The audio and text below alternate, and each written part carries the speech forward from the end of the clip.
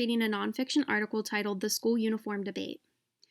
The debate regarding school uniforms is one that's been argued for over 2 decades.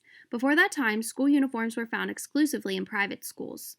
That began to change in 1994.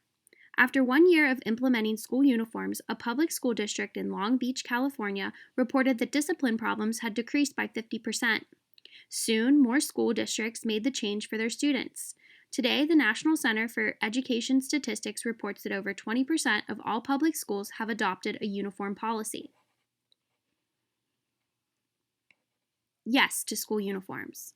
Most schools that have implemented a uniform policy have done so for the safety and well-being of their students.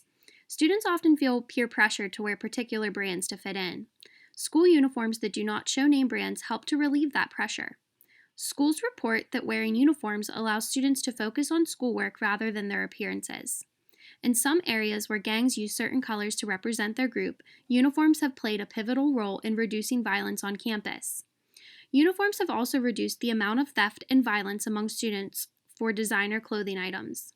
In a speech in March of 1996, President Bill Clinton said, "If it means that the schoolrooms will be more orderly and more disciplined, and that our young people will learn to evaluate themselves by what they are on the inside instead of what they're wearing on the outside, then our public schools should be able to require their students to wear uniforms." A 2010 study conducted by East Carolina University surveyed school administrators. 61% reported that they believed that school uniforms reduced the amount of discipline required in schools. The administrators also reported an increased sense of pride within the schools when students wore all the same colors.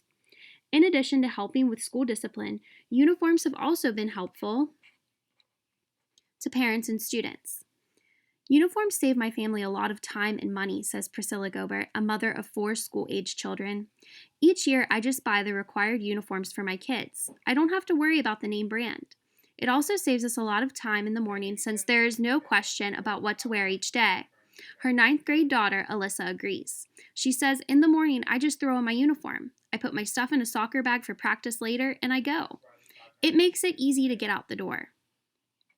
No to school uniforms. Those who oppose school uniforms say that it goes against their constitutional rights. The First Amendment to the U.S. Constitution protects our freedom of speech. This includes the rights of artistic, political, and religious expression. Many argue that a required uniform does not allow artistic expression. They would prefer a school dress code instead. A dress code is a set of rules that allow students to choose what they wear to school as long as specific guidelines are followed. Dress code rules do not violate constitutional rights.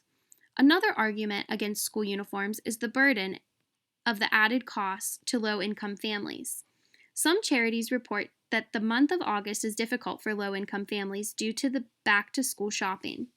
School supplies and uniforms, especially for multiple children, can require a large portion of a family's monthly income. Students have been found to overwhelmingly oppose school uniforms.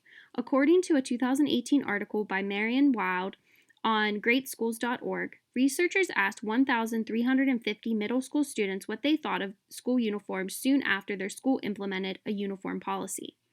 90% of the students disliked the policy. However, half of the group agreed that it did save their family money.